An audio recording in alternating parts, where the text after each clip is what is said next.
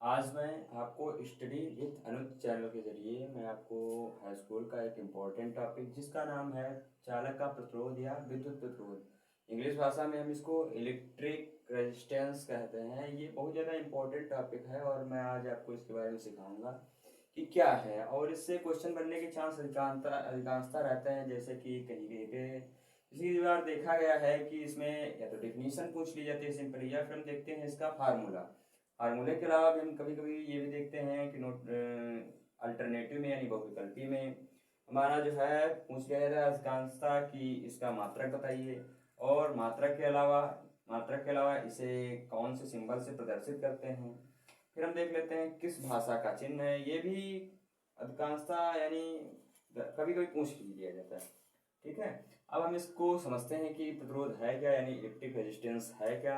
देखते हैं चालक का प्रतिरोध या विद्युत प्रतिरोध। ठीक है, इंग्लिश भाषा में इलेक्ट्रिक रेजिस्टेंस कहते हैं।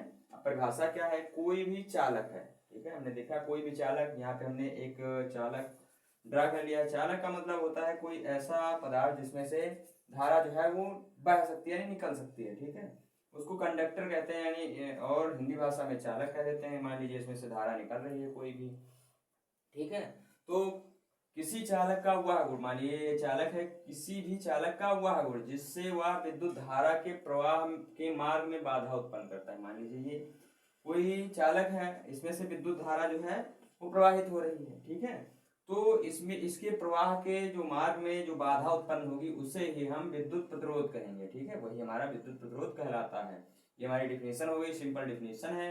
इसको प्रदर्शित किसे करते हैं, इसे हम आर से प्रदर्शित करते हैं। अब ये आर सिंबल आया कहाँ से, ये आने का इसका कारण है इसको, क्योंकि हम प्रतिरोध को इंग्लिश भाषा में रेजिस्टेंस कहते हैं, तो रेजिस्टेंस का आर जो है वो इसका निरूपण का चिन्ह बन गया। ठीक है, यानी रेजिस्टेंस का शुरुआती लेटर जो है वो आर होता है, इसीलिए इसको निरूपित आर से करते हैं। ठीक है, फिर हमने देख लिया इसका फार्मूला जो है आर बराबर वी बटे आई।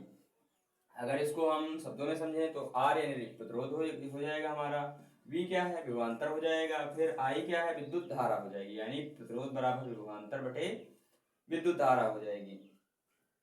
फिर हम इसके बाद देखते हैं कि इसका मात्रक क्या होगा, यानी प्रतिरोध का मात्रक जो है आपको रटना नहीं है, समझना है फार्मूले से। फार्मूले से कैसे आप याद रखेंगे, यहाँ देखा हमने प्रतिरोध हो गया, फिर प्रतिरोध में ऊपरी हिस्से पर हमारा जो दिया है वी मतलब होता है विभवांतर। विभवांतर का हमारा जो मात्रक होता है वोल्ट है। ठीक है, वी बराबर विभवांतर है, और इसका मात्रक वोल्ट होता है, और इसके बटे में जो दिया है आई का मतलब है विद्युत धारा, और इसका मात्रक है एम्पियर, यानी इसका मात्रक हमारे यहाँ से निकल के आ गया वोल्ट प्रति एम्पियर। ये आपको रटने की जरूरत नहीं है, या फार्मूले से समझ लेना है।